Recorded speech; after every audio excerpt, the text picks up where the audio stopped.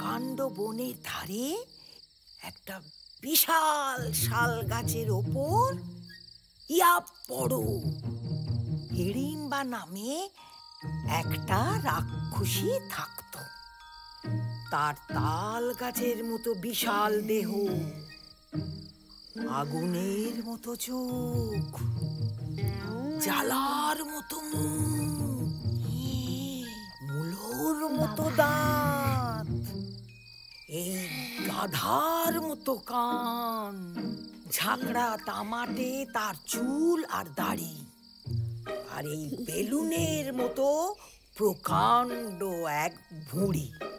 অনেকদিন মানুষের মাংস খায়নি তো, তাই পাণ্ডবদের দেখে তার মুখে আর জল ধরে না।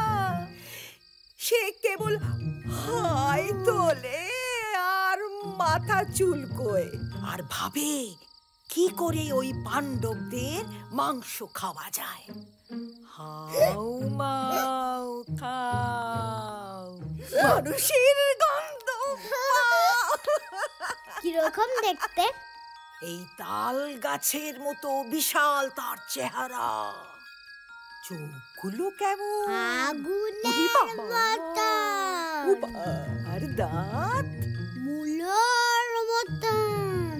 ও বাবা, আর কান দুটো কেমন মূলোর মতন। গাধার মতো।